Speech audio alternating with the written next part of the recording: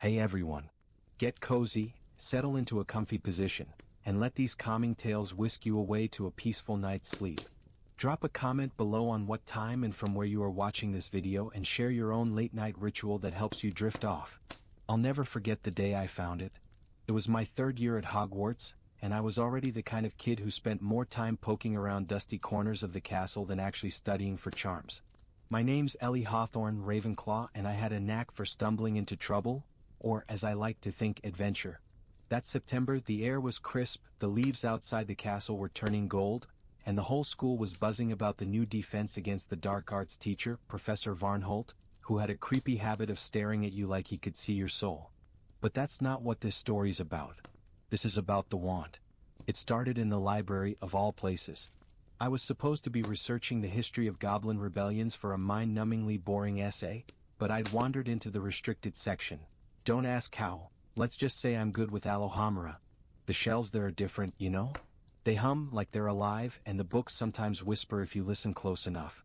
I was running my fingers along the spines, half expecting one to bite me, when I noticed a loose panel in the wall behind a particularly moldy copy of Hexes and Heresies.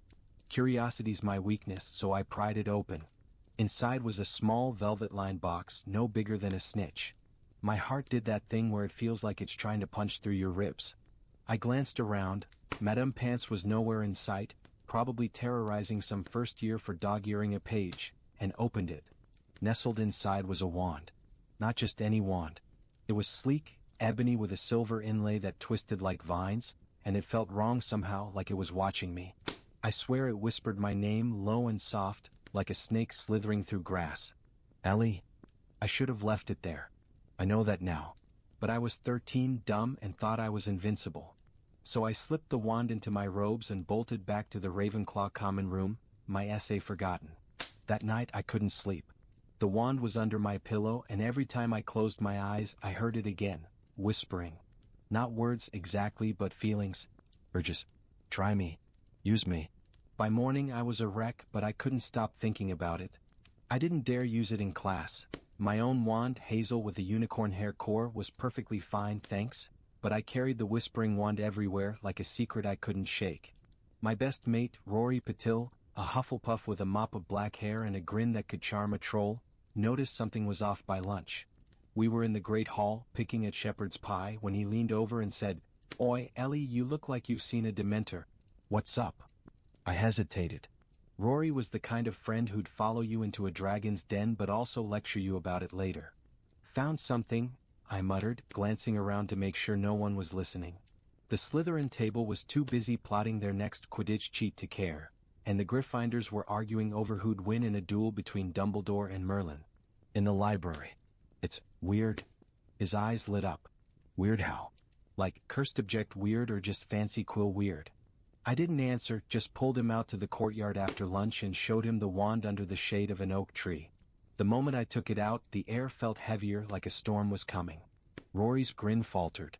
"Blimey, Ellie, that's no ordinary wand. Where'd you get it?" "Restricted section," I admitted. "Behind a wall." He whistled low. "You're mental. You know that, right? That thing's probably got a curse on it older than Hogwarts itself." "Or it's just a wand," I said, but I didn't believe it. "Not really. I'm gonna test it. Tonight, in the room of requirement." Rory groaned. "You're gonna get us expelled. Or dead. You in or not?" I challenged, knowing he'd cave. He sighed, running a hand through his hair. "Fine. But if we end up possessed, I'm blaming you." The room of requirement was our go-to spot for trouble. It always knew what we needed, whether it was a place to hide from Filch or, in this case, a dimly lit chamber with a single wooden table and a target dummy in the corner. The walls shimmered like they were holding their breath. Rory paced, muttering about how we should have gone to Professor Flitwick, while I gripped the whispering wand. "Ready?" I asked, my voice shakier than I'd like. "No," Rory said, but he stood behind me anyway, wand out like he was expecting a fight. I pointed the ebony wand at the dummy and whispered, "Lumos." The light wasn't white. It was red like blood, and it didn't just glow, it pulsed like a heartbeat. The dummy shuddered, and for a split second I swear it moved. Rory grabbed my arm. "Ellie, put it down. Now." But I couldn't. The wand felt alive in my hand, warm and thrumming like it was part of me. "One more," I said, ignoring the panic in his voice. "Just one more spell." "Ellie, don't. Wingardium Leviosa." I flicked the wand, expecting the dummy to float. Instead, the air cracked and the dummy exploded into a cloud of splinters. I screamed, Rory yanked me back, and the room shook like it was angry. The wand burned in my hand and I dropped it, my fingers stinging. "What the hell was that?" Rory yelled, his voice echoing in the suddenly silent room. I stared at the wand on the floor, its silver inlay glinting like eyes. It whispered again, louder this time. "More. You want more?" "We didn't tell anyone." "Not yet." Rory wanted to, but I convinced him to give me a day to figure out what the wand was. I spent the next week sneaking into the library, poring over books on wandlore, dark artifacts, anything that might explain it. Nothing fit. Ollivander's journals mentioned wands with phoenix feather or dragon heartstring, but nothing about a wand that whispered or cast spells like it had a mind of its own. Meanwhile, the wand was changing me. I was short-tempered, snapping at Rory over nothing, and my dreams were full of shadows and voices, urging me to use it again. I kept it hidden in my dorm, but I could feel it calling me even through the walls. By the end of the week, I was barely sleeping, my eyes ringed with dark circles. Rory cornered me outside herbology, where Professor Sprout was lecturing about venomous tentacula. "You're not okay, Ellie," he said, his voice low but firm. "That wand's doing something to you. We need to tell someone." "No," I hissed, glancing around. A few Hufflepuffs were nearby, but they were too busy dodging a snapping plant to notice. "I can handle it." "You can't," he said, grabbing my shoulders. "You're scaring me. You haven't been yourself since you found that thing." I shoved him off, my temper flaring. "Maybe I'm better now. You ever think of that? Maybe this wand's showing me what I can really do." Rory's face fell like I'd slapped him. "That's not you talking. That's it." I stormed off, but his words stuck. Deep down, I knew he was right. The wand wasn't just a tool, it was something. Something old, something hungry. And it was getting harder to resist. That night, I couldn't take it anymore. I snuck out of the common room, the wand burning a hole in my pocket, and headed for the forbidden forest. I don't know why. It was like the wand was pulling me, guiding my steps. The castle was quiet, the moon casting long shadows across the grounds. I slipped past Hagrid's hut, his snores rumbling through the windows and into the trees. The forest was alive with sounds, hoots, rustles, the distant howl of something I didn't want to meet. I gripped the wand, my heart pounding. "What do you want?" I whispered, feeling stupid but desperate. "Why me?" The wand hummed and the air around me shifted. A voice, not a whisper this time but clear and cold, spoke in my head. "Power. You want power. I can give it to you." I froze. The trees seemed to lean closer, their branches clawing at the sky. "Who are you?" I asked, my voice barely a squeak. "I am nothing. I am everything. I am yours." A twig snapped behind me. I spun around, wand raised, and saw Rory, his face pale in the moonlight. "Ellie, what are you doing out here? You followed me?" I snapped, but relief flooded through me. I wasn't alone. "You're not thinking straight," he said, stepping closer. "That wand, it's not just cursed. It's alive. I read about it in Dark Artifacts of the Ages. It's called the Whispering Wand, made by some ancient wizard who poured his soul into it. Feeds on you, Ellie. It'll drain you until there's nothing left." I wanted to argue, to tell him he was wrong, but the wand pulsed in my hand and I felt it, a pull like it was drinking my energy, my will. "What do I do?" I whispered, tears stinging my eyes. "We destroy it," Rory said, his voice steady. "Together. Destroying a wand like that isn't easy." Rory had read that it could only be broken by a spell stronger than the one that made it, which meant we needed help. We decided to go to Professor Varnholt. He was creepy, sure, but he was the defense against the dark arts teacher, and if anyone could handle a cursed wand, it was him. We found him in his office the next morning, surrounded by stacks of ancient tomes and a weird crystal that glowed faintly on his desk. His eyes narrowed when I pulled out the wand, and for a moment I thought he was going to hex me on the spot. "Where did you get that?" he asked, his voice sharp. I told him everything. Well, almost everything. I left out the part about sneaking into the restricted section. Varnholt listened, his face unreadable, then leaned back in his chair. "The Whispering Wand," he said almost to himself. "I thought it was a myth." "It's real," Rory said, glancing at me. And it's messing with her head. Varnholt studied me, his gaze piercing. You've used it, haven't you? I nodded, my throat tight. Once. It felt good. Too good. He sighed, rubbing his temples. That wand was created by a wizard named Durinder Blackthorn centuries ago. He was obsessed with power, and he bound his essence to it, making it a conduit for dark magic. It promises strength, but it takes everything, your mind, your soul. You're lucky you're still yourself, Miss Hawthorne. Can you destroy it? I asked, my voice small. I can try, he said, but he didn't sound confident. It'll take a powerful spell and it won't be easy. The wand will fight back.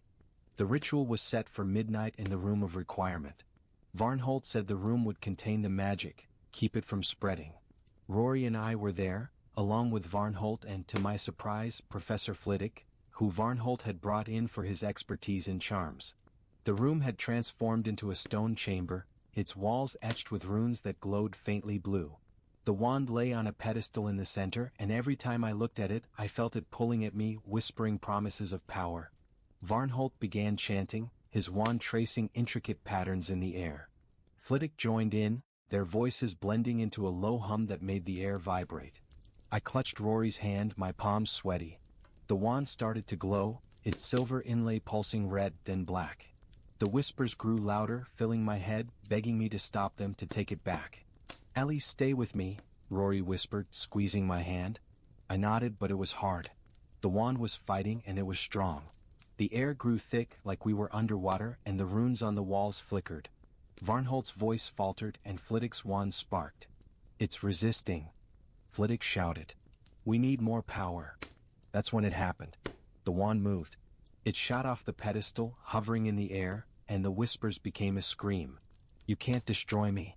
I don't know what came over me. Maybe it was the wand, maybe it was me, but I yanked my hand free from Rory's and grabbed my own wand. Incendio! I shouted, pointing at the whispering wand. A jet of fire erupted, hitting the wand dead on. It shrieked, an inhuman sound that made my ears ring, and the room exploded in light. I was thrown back, hitting the wall, and everything went black. When I came to, Rory was shaking me, his face smeared with ash. Ellie, you're okay. You're okay, right? I groaned, my head pounding. The room was a mess, scorched walls, broken runes, and the pedestal was in pieces. Varnholt and Flitwick were on their feet, looking shaken but unharmed. The whispering wand was gone, reduced to a pile of ash on the floor. You did it, Varnholt said, his voice hoarse. That was reckless, but effective. Flitwick adjusted his glasses, looking at me with a mix of pride and disapproval. Miss Hawthorne, you have a flair for the dramatic. But next time, leave the dark artifacts to the professionals. Rory helped me up, his grin back in place. Told you were mental. I laughed, even though it hurt. The whispers were gone, and for the first time in weeks I felt like myself again. The rest of the year wasn't exactly normal, Hogwarts never is, but it was better. Rory and I got detention for a month for endangering the school, but Flitwick slipped me a chocolate frog when no one was looking, so I think he was secretly impressed. Varnholt kept a closer eye on me, and I caught him muttering about Blackthorn's legacy once or twice, but he never explained what he meant. I still think about the wand sometimes, late at night when the castle's too quiet. I wonder if I destroyed it completely or if some part of it's still out there, waiting for someone else dumb enough to pick it up. But mostly, I'm just glad I had Rory and that I didn't lose myself to it. So yeah, that's my story. If you're ever in the restricted section and find a loose panel, do yourself a favor. Leave it alone. Some secrets aren't worth knowing. Some secrets aren't worth knowing. But Hogwarts, being Hogwarts, doesn't exactly let you walk away from trouble once you've brushed up against it. After the whole Whispering Wand fiasco, I thought I'd learned my lesson about sticking my nose where it didn't belong. Spoiler, I hadn't. By my 4th year, I was back at it, chasing shadows. Literally this time. It started a few months after we destroyed the wand, right around the time the Triwizard Tournament rumors were swirling. The castle was buzzing with talk of Bows Batons and Durmstrang, but I was distracted by something else. See, I'd started noticing things. Reflections specifically. Not in every mirror, just the big one in the 3rd floor girls' bathroom, the one nobody used because Moaning Myrtle liked to flood it for fun. I'd pass by, and out of the corner of my eye, I'd see something move. Not my reflection, but something else. A shadow, tall and thin, with eyes that glowed like embers. The first few times I chalked it up to being tired. Post-whispering wand stress, you know? But by October it was happening every day. One afternoon I was late for transfiguration, rushing down the corridor with my book slipping out of my arms, when I caught it again. The mirror was at the end of the hall and there it was, staring. Not at me but through me like it knew something I didn't. I froze, my books hitting the floor with a thud. The shadow tilted its head and I swear it smiled. Then Myrtle wailed from inside the bathroom and the shadow vanished. I didn't tell Rory right away. He was still twitchy from our last adventure and honestly I wasn't sure I wasn't losing it. But a week later, during a midnight snack run to the kitchens, the house elves make killer treacle tarts, I spilled everything. We were sitting cross-legged on the kitchen floor, surrounded by ticking clocks and the smell of fresh bread, when I blurted it out. There's something in the mirrors, Rory. Something not human. He stopped mid-bite, a crumb stuck to his chin. You're joking, right? You're not about to drag us into another cursed object mess, are you? I'm serious, I said, my voice low. The house elves were bustling around, pretending not to listen, but I caught one. Dobby, I think, glancing at me with wide, nervous eyes. It's in that creepy bathroom on the 3rd floor. It watches me. Rory frowned, wiping his hands on his robes. Okay, let's say you're not mental. What's it look like? Tall. Thin. Eyes like fire. And it moves when I'm not looking. He groaned, but I could see the wheels turning in his head. Rory's loyal to a fault, and he knew I wouldn't make this up. Fine, he said. We'll check it out. But if this is another whispering wand situation, I'm hexing you myself. The next night, we snuck out after curfew, cloaked in darkness and my shoddy disillusionment charm. The 3rd floor corridor was dead quiet, the kind of quiet that makes your skin crawl. The mirror loomed at the end of the hall, its gilded frame glinting under the moonlight streaming through a cracked window. Myrtle was mercifully absent, probably off haunting the prefect's bathroom again. See anything? Rory whispered, his wand glowing faintly. I shook my head, stepping closer to the mirror. My reflection stared back, pale and wide-eyed, but nothing else. Maybe it only shows up when I'm alone, I said, disappointed but also a little relieved. Then let's make sure it knows we're here, Rory said, ever the Hufflepuff. He tapped the mirror with his wand and muttered, Revelio. The mirror shimmered and there it was, the shadow. It wasn't just a shape anymore, it had form. A figure, cloaked in black, with those burning eyes and a smile that made my blood run cold. It didn't move, just stood there in the reflection like it was waiting. Bloody hell, Rory breathed, stumbling back. What is that? I don't know, I said, my voice shaking. But it's not friendly. The shadow raised a hand and I swear the air in the corridor dropped 10 degrees. Then it spoke, its voice like nails on a chalkboard, echoing inside my skull. You took something from me, Ellie Hawthorne. I want it back. I grabbed Rory's arm, my heart hammering. It knows my name. Yeah, and it's pissed, Rory said, raising his wand. Protego. A shimmering shield sprang up between us and the mirror, but the shadow didn't flinch. It stepped closer, its form rippling like smoke, and pressed a hand against the inside of the mirror. The glass bulged outward like it was about to break. Run! I screamed, yanking Rory toward the stairs. We bolted, the sound of shattering glass echoing behind us. I didn't look back, but I could feel it, those eyes burning into me even as we sprinted through the castle. We didn't stop until we reached the Ravenclaw common room, panting and shaking. The eagle knocker barely had time to ask its riddle before I blurted out the answer and dragged Rory inside. The common room was empty, the fire crackling softly, but I still felt like the shadow was watching. Okay, Rory said, collapsing onto a couch. What the hell was that, and why does it know you? I paced, my mind racing.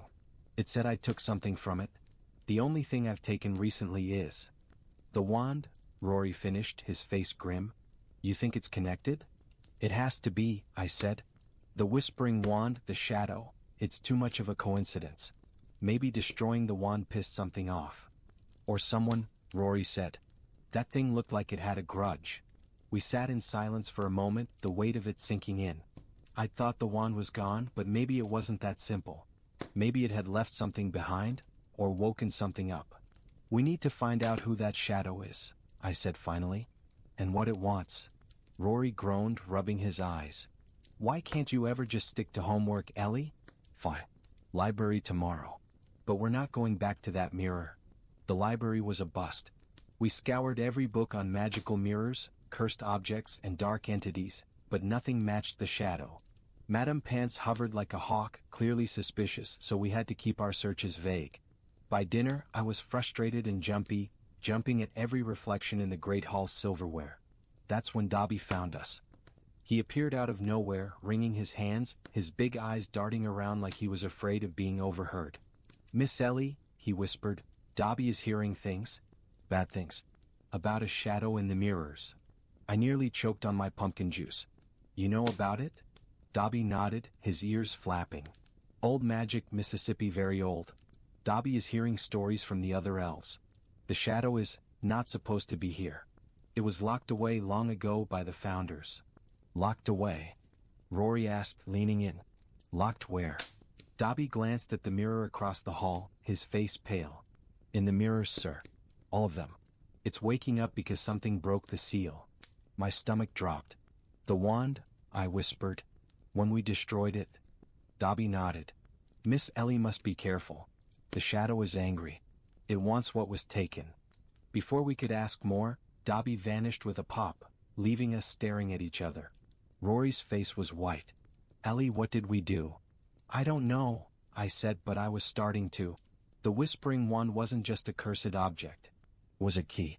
And when we burned it, we'd unlocked something far worse. We went to Varnholt again. He was in his office, poring over a map of the castle that glowed with tiny lights.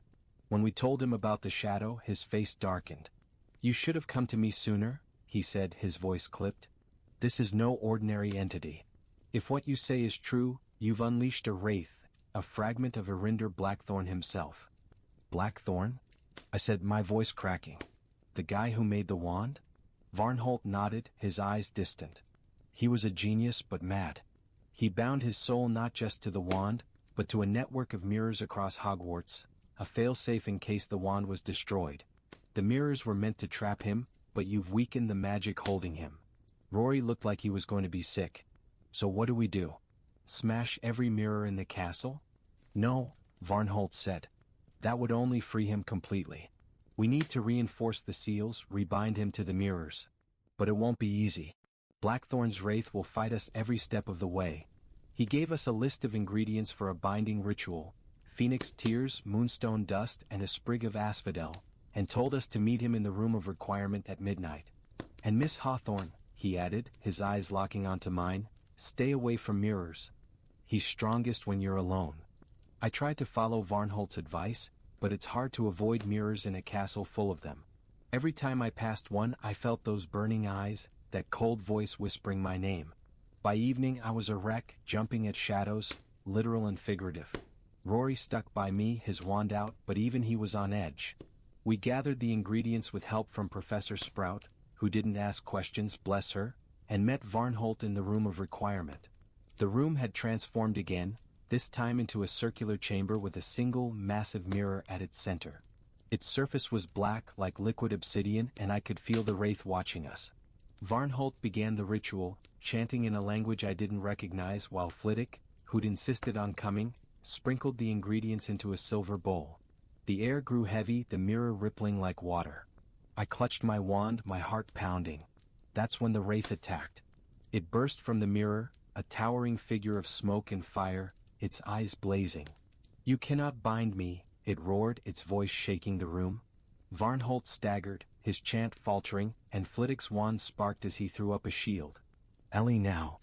Rory shouted, shoving me toward the bowl.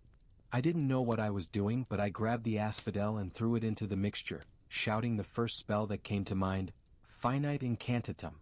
The room exploded in light, and the wraith screamed, its form collapsing back into the mirror.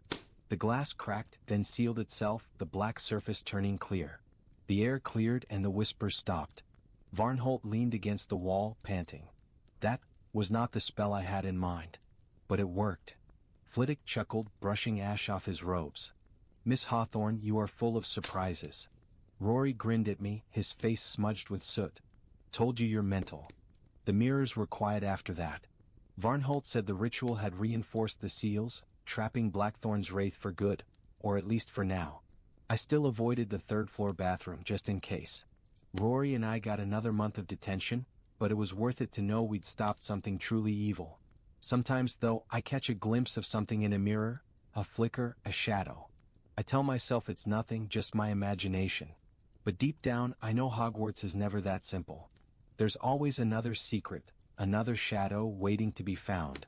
There's always another secret, another shadow waiting to be found. That's the thing about Hogwarts, it's like the castle itself is alive, always one step ahead, dangling mysteries in front of you like bait. After the wraith in the mirror mess, I swore I was done with adventures. I told Rory I'd stick to Quidditch and essays, maybe even try to pass potions without blowing up a cauldron. But by 5th year, with OWLs looming and the castle buzzing with tension from the outside world, rumors of dark wizards stirring again, I should have known trouble would find me. It started with a letter. Not an owl, not a proper Hogwarts letter with the wax seal and all. This was a scrap of parchment, yellowed and crinkled, slipped into my Transfiguration textbook when I wasn't looking. I found it during a late-night study session in the Ravenclaw common room, the fire dying and most of my housemates already snoring upstairs. The handwriting was spidery, like it had been scratched out in a hurry. Meet me at the Black Lake, midnight. Come alone. Tell no one. No signature, no clue who it was from. My first thought was to burn it. I'd had enough creepy encounters to last a lifetime. But the words "tell no one" stuck with me like a challenge. And well, I've never been good at backing down. I didn't tell Rory. That was the hardest part. He'd been my partner in every dumb decision since 3rd year, but the note felt personal, like whoever wrote it knew me. Knew what I'd done with the wand, the wraith. So, at 11:30, I slipped out of the common room, my wand tucked in my sleeve and my heart hammering so loud I was sure it'd wake the whole castle. The grounds were eerie at night, the Black Lake shimmering like a sheet of glass under the moon. The air was cold, biting through my robes, and the giant squid's silhouette rippled just below the surface. I stood at the water's edge, gripping my wand, and whispered, "Lumos." The light cast long shadows, but no one was there. I waited, my breath fogging in the air, until I heard it, a rustle like someone stepping on leaves. "Who's there?" I called, my voice sharper than I meant it to be. A figure stepped out from the trees, cloaked and hooded, their face hidden. My wand was up in a second. "Show yourself," I said, trying to sound braver than I felt. The figure raised their hands, slow and deliberate, and pulled back the hood. It was a girl, maybe a year older than me, with pale skin and dark hair that fell in tangles over her shoulders. Her eyes were sharp, like she could see right through me, and there was something familiar about her, though I swore I'd never seen her before. "Ellie Hawthorne," she said, her voice low and steady. "You're harder to track down than I thought." "Who are you?" I asked, not lowering my wand. "And how do you know my name?" She smirked, but it didn't reach her eyes. "Name's Mara. Mara Blackthorne. And I know you because you destroyed my ancestor's wand." My stomach dropped. Blackthorne. The name hit like a bludger. "Irinder Blackthorne?" I said, my voice barely above a whisper. "You're related to him?" She nodded, stepping closer. I backed up, my boots sinking into the muddy shore. "Relax," she said. "I'm not here to hex you. Not yet, anyway. I need your help." "Help?" I laughed, but it came out more like a choke. "You're a Blackthorne. Your family's wand nearly ate my soul, and your ancestor's wraith tried to kill me. Why would I help you?" "Because," she said, her voice dropping to a hiss, "you didn't destroy the wand. Not completely. And if we don't finish the job, Irinder's coming back, for both of us." I should have run. Should have gone straight to Varnholt or Dumbledore or anyone with more sense than me. But Mara's words hooked me. She explained, in clipped sentences, that the Whispering Wand wasn't just a wand, it was a Horcrux or something like it. Irinder Blackthorne had split his soul, binding part to the wand and part to the mirrors, but there was a third piece, hidden somewhere in Hogwarts. When we burned the wand, we destroyed one piece and the mirror ritual trapped another, but the last piece was still out there, growing stronger. "It's calling to me," Mara said, her eyes haunted. "It knows I'm his blood. And it knows you're the one who broke it." "Why me?" I asked, my voice shaking. "I'm nobody." "You're not nobody," she said almost angrily. "You're the one who fought it and won. That's why it's fixated on you. It wants revenge." I didn't want to believe her, but the pieces fit. The shadow in the mirrors, the whispers that hadn't fully stopped, the way I still felt like something was watching me. So what do we do? I asked, hating how small I sounded. We find the last piece, Mara said. And we destroy it. For good. She wouldn't tell me where she'd come from or how she'd gotten into Hogwarts without anyone noticing. I have my ways, was all she'd say, and I didn't push. There was something about her, sharp, guarded, like a knife wrapped in silk, that made me think she wasn't lying, but she wasn't telling me everything either. Fine, I said finally. But I'm not doing this alone. My friend Rory. No, she snapped. No one else. The fewer people involved, the better. This thing, it feeds on trust, on connections. It'll use your friend against you. I didn't like it, but I nodded. Where do we start?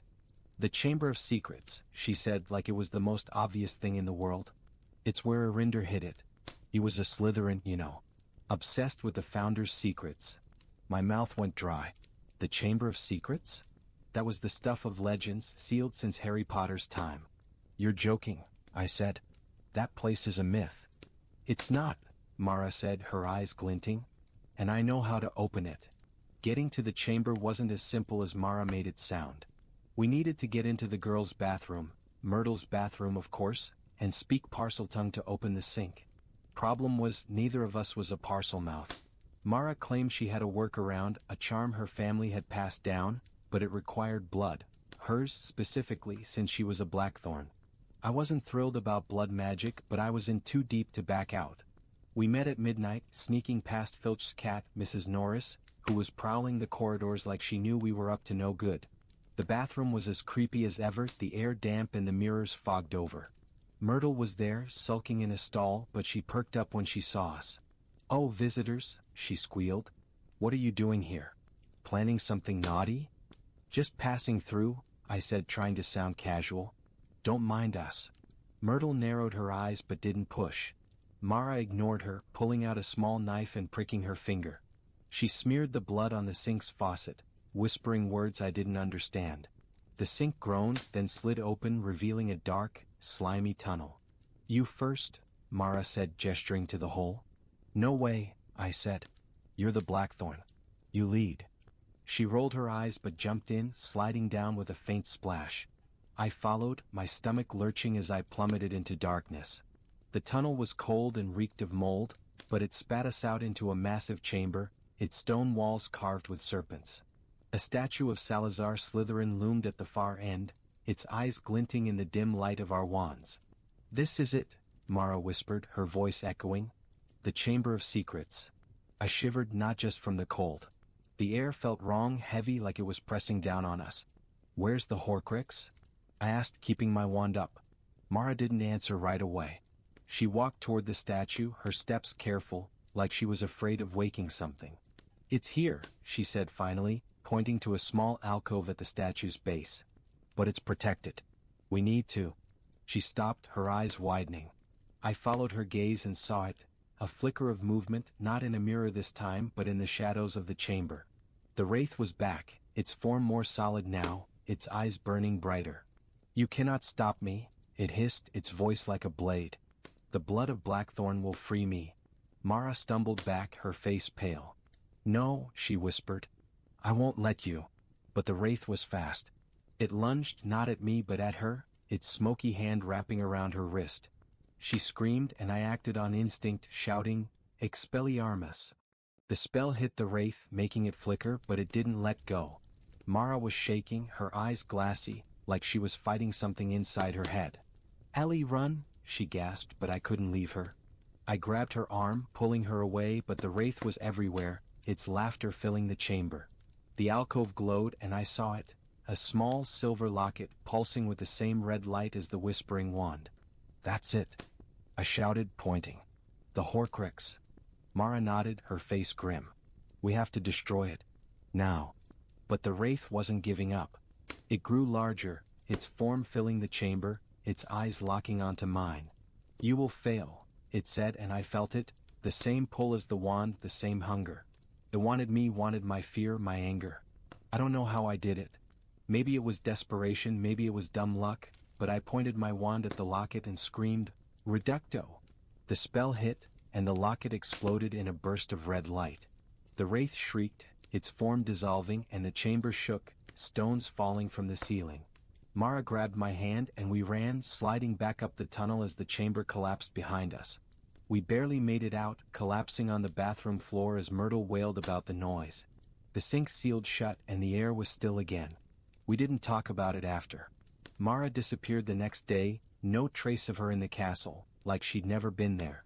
I told Rory everything and he was furious I'd gone without him, but he hugged me so tight I could barely breathe. Varnholt and Flitwick questioned me, but they didn't push too hard.